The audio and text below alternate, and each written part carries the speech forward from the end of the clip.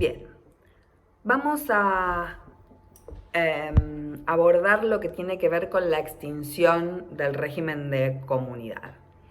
Es decir, ¿cuándo termina el régimen de comunidad? Dijimos que inicia con el matrimonio, en caso de que no haya habido opción por el régimen de separación de bienes, o bien cuando, estando sometidos al régimen de separación de bienes, se otorga una convención matrimonial para cambiarme al régimen de comunidad. Las causas de extinción también están previstas en la ley, es decir, que tampoco hay poder dispositivo de los cónyuges respecto a esta cuestión de la extinción. ¿Cuáles son esas causas? Bien, la muerte comprobada o presunta de alguno de los esposos pone fin a la comunidad. En este caso, la comunidad se extingue en el momento mismo de la muerte, y en este caso coincide, digamos, la extinción de la comunidad con la apertura de la sucesión y el fenómeno hereditario. También extingue en la comunidad la anulación del matrimonio putativo. El divorcio, como ya vimos, es un efecto propio del divorcio, la extinción de la comunidad de ganancias o del régimen patrimonial, cualquiera sea él, la separación judicial de bienes, que ya vamos a ver de qué se trata, y por último, la modificación del régimen patrimonial del matrimonio. Esta es la única causa, por así decirlo, que proviene de una manifestación de voluntad de los esposos, de una manifestación de voluntad directa, ¿no? Es decir, este régimen puede extinguirse concomitantemente con la extinción del matrimonio. Esto ocurre en los casos de muerte comprobada o presunta, o en los casos de divorcio, o en los casos de anulación del matrimonio, o puede producirse manteniéndose vigente el matrimonio, manteniéndose el vínculo, que serían los supuestos de separación judicial de bienes, que aún no hemos visto, o de modificación de régimen patrimonial, como una clasificación para que ustedes tengan presente. Cualquiera sea la causa por la que se extinga este régimen, se aplican las mismas normas, es decir, no hay distinciones en este caso, salvo algunas particularidades en materia de nulidad y en materia de pasivo que después vamos a referir. Como dije antes, en el caso de muerte o de presunción de fallecimiento, el régimen se extingue en el momento mismo de la muerte o del día presuntivo del fallecimiento, y en esta situación la liquidación de la comunidad se rige de acuerdo a las normas de la división de las herencias, que las encontramos en el artículo 2363 y siguientes. Y allí el artículo 498 dispone que si la comunidad se extingue por muerte, los herederos reciben su parte sobre la mitad de los gananciales que hubieran correspondido al causante. Esto es, la comunidad se liquida entre el superstite y los herederos del premuerto. En el caso del divorcio, que es el más habitual junto con la muerte, ¿cuándo se extingue la comunidad? Bueno, la ley determina que la comunidad se extingue, digamos, según el caso. Si la demanda o la petición de divorcio fue presentada conjuntamente por los esposos, se extingue por efecto de la sentencia, con efecto retroactivo al día de la petición del divorcio, es decir, de la presentación de la petición de divorcio. Si la presentación o la petición de divorcio fue unilateral, entonces, cuando se dicte la sentencia, esta tendrá efectos retroactivos en relación a la extinción de la comunidad al día de la notificación de la demanda de divorcio. Y si esta petición de divorcio, sea unilateral o sea bilateral, fue precedida por un periodo de separación de hecho, en la medida en que esto sea alegado por uno o alguno de los ex esposos y consentido por el otro o probado en juicio, los efectos, los efectos de la sentencia de divorcio en relación a la cuestión patrimonial pueden retrotraerse al momento o al día de la separación de hecho. Esto es lo que determina el artículo 480 del Código Civil y Comercial. Y estas mismas normas, adaptadas al caso, son aplicables al momento, a la situación, digamos, a la sentencia de anulación del matrimonio. Entonces, recapitulando, y esto quizás es importante destacarlo porque también es algo que ofrece algunas dificultades. Cuando se dicta la sentencia de divorcio, esa sentencia de divorcio o de nulidad tiene efectos extintivos respecto del estado civil de casado hacia el futuro. Es decir, si yo estaba casada y hoy se dicta la sentencia de divorcio, a partir del dictado de la sentencia para el futuro voy a ser divorciada. No hay efecto retroactivo. Pero a los efectos patrimoniales, la ley determina que la extinción de la comunidad, que es un efecto propio de la sentencia, se produce en el momento de la petición conjunta, en el momento de la notificación de la demanda, si fue la presentación unilateral, y aún va un poco más allá, dice, bueno, si esa situación fue precedida por una separación de hecho, lo cual es bastante usual, entonces se puede retrotraer al momento de la separación de hecho. Y yo agrego que esto es así en la medida en que la cuestión sea exteriorizada en el expediente, es decir, que yo me presente y diga, señor juez, yo quiero que lo retrotraiga al 1 de abril de 2019, aun cuando la demanda se notificó el otro día, porque desde esa fecha estoy separado de hecho. Ojo con esta cuestión, porque si bien esto es así, frente a esa manifestación, ¿qué puede pasar? Que viene mi excónyuge y dice, sí, estoy de acuerdo, estamos separados desde el 1 de abril de 2019. Entonces esto no plantea ninguna cuestión el juez, que va a dejar constancia que conforme al artículo 480 hace constar que la comunidad de ganancias se considera disuelta desde el 1 de abril de 2019. Ahora, puede suceder que mi excónyuge venga y diga que no está de acuerdo con esa fecha de separación, que no fue así, que él cree que fue posterior o cree que fue antes.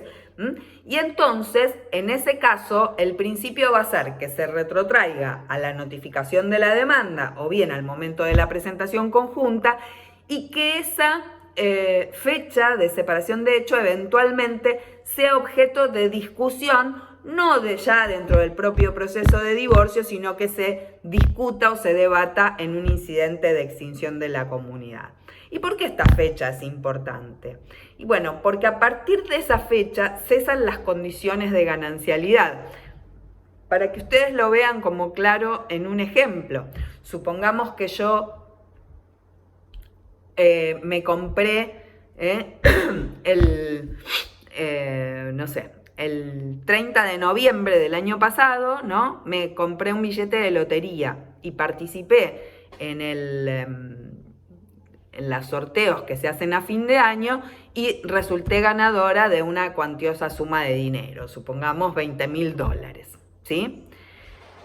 Pero resulta que yo me había separado de hecho, ¿sí?, el 1 de noviembre. Si yo pruebo que estaba separada de hecho el 1 de noviembre, lo que adquirí por juegos de azar en diciembre va a ser propio. ¿Por qué? Porque cuando cesan las condiciones de la ganancialidad, por un lado, extinguen el pasado, es decir, actualizan este derecho de participación sobre la masa de gananciales que se había armado, digamos, durante la vigencia del régimen. Pero además las condiciones se extinguen para el futuro, es decir, que lo que adquiero en lo sucesivo va a ser de carácter propio. Entonces, en ese caso, es importante o cobra especial relevancia el efecto retroactivo que se asigna a la extinción de la comunidad. Eso sí, la comunidad siempre se extingue con la sentencia dictada de nulidad o de divorcio. Es decir, mientras la sentencia no está dictada, este efecto no aparece. El efecto aparece una vez dictada la sentencia. Lo que hace la sentencia es extinguir y retrotraer los efectos al momento que corresponda según lo que acabamos de conversar. Bien, ¿qué es esta cuestión de la separación judicial de bienes? La separación judicial de bienes, bueno, ¿se acuerdan que dijimos que tenemos un régimen de separación de bienes al que podemos acceder voluntariamente? La modificación, cuando yo me paso de la comunidad al régimen de separación de bienes, también hay allí una extinción de este régimen y ahí la extinción se produce el día en que se otorga la convención matrimonial. Pero recordemos, como les había dicho cuando hablamos de convenciones matrimoniales, que respecto de terceros, ese efecto se va a producir desde el momento en que la convención matrimonial se inscribe en el registro civil en relación a la partida de matrimonio. Este régimen de separación de bienes al que los cónyuges pueden acceder por elección, también es un régimen que puede aplicarse a pedido de algunos de los esposos cuando se presentan ciertas situaciones que la ley determina y que están contempladas en el artículo 477. Dice allí que la separación judicial de bienes puede ser solicitada en los siguientes casos. Si la mala administración del otro le acarrea el peligro a perder su derecho eventual sobre los bienes gananciales, es decir, gestión ruinosa por parte de alguno de los esposos que ponga en peligro la expectativa de la que venimos conversando. Si se declara el concurso preventivo o quiebra de alguno de los esposos, es otra causal que habilita al pedido de la separación judicial. Si los cónyuges están separados de hecho sin voluntad de unirse, es decir, yo frente a una separación de hecho puedo peticionar el divorcio, pero a lo mejor por el motivo que fuera, religioso, de conciencia o simplemente porque no se me da la gana, no quiero disolver el matrimonio, pero quiero extinguir o liberarme de la cuestión patrimonial. Tengo aquí una causal para hacerlo. Y finalmente, si alguno de los cónyuges es incapaz o tiene su capacidad restringida y por negativa, incapacidad, etcétera, el otro cónyuge no es el curador. En ese caso, es decir, cuando uno de los cónyuges incapaz tiene como curador un tercero. Entonces, en ese caso, como la gestión de los bienes del incapaz puede suponer la gestión de bienes gananciales y el otro cónyuge con sus legítimas expectativas puede no estar a gusto con que un tercero administre esos bienes, la ley lo faculta para solicitar la separación judicial de bienes. ¿Qué diferencia hay entre esto y el régimen de separación de bienes? Ninguno. Es decir, en estos casos se aplica para el futuro el régimen de separación de bienes. Lo que pasa es que al régimen de separación de bienes yo puedo llegar de acuerdo con mi cónyuge, entonces hacemos una convención matrimonial y en estos supuestos puedo llegar al régimen de separación de bienes a través de una decisión judicial por petición unilateral. Lo importante en ambos casos es que ni la separación judicial de bienes ni el cambio de régimen extinguen el matrimonio en sí mismo. Es decir, estamos hablando de gente que sigue casada y que se separa de bienes, sea por la voluntad concurrente de ambos, sea por la decisión judicial a petición de alguno de ellos. Esta acción de separación de bienes, que es bastante poco utilizada, muy pocas van a encontrar en los repertorios jurisprudenciales, es una acción que es personalísima de los cónyuges, es decir, los acreedores de ellos no pueden plantear esta acción por vía subrogatoria de ninguna manera. Es inherente a la persona de los esposos. Y por supuesto, en esta acción de separación judicial de bienes, al igual que en todo lo que tiene que ver con la liquidación de la comunidad ya extinguida, como vamos a ver, se pueden plantear todo tipo de medidas cautelares que tiendan, digamos, a la protección de los bienes o a la protección de estos derechos que se tienen en expectativa. Y bueno, remata este artículo el hecho de que la separación judicial de bienes se rige por los artículos 505 a 508, que son los que regulan el régimen de separación de bienes. Y esto supone que le son aplicables esas normas, que vamos a ver que son escasísimas, más las normas del régimen primario con el que habíamos comenzado nuestro estudio de esta cuestión. Una cuestión particular que presenta este artículo 480 es que establece que el juez puede modificar la extensión del efecto retroactivo de la sentencia, es decir, más allá incluso de la separación de hecho, fundándose en la existencia de fraude o abuso del derecho. Bueno, habrá que ver, creo que por supuesto es una facultad judicial que se tiene que ejercer como normalmente las ejercen nuestros jueces, con mucha prudencia,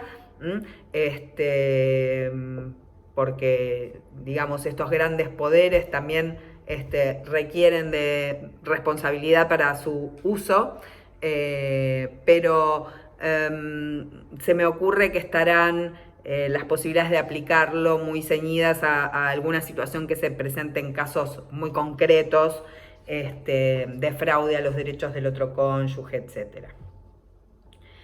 Finalmente, en relación con esto, decir que la extinción de la comunidad abre una etapa o hace nacer una etapa que se llama de indivisión poscomunitaria, que cuando la extinción ocurre por muerte, esta indivisión poscomunitaria se superpone o convive con la indivisión hereditaria, y que es una norma que encuentra dentro del Código Civil y Comercial una regulación propia de la que carecía en el viejo Código Civil y Comercial, y que nos ayuda un poco a transitar esta época que tiene lugar entre la extinción y el momento en que ocurra la liquidación y partición de los bienes que integran esa indivisión y poniendo definitivamente fin a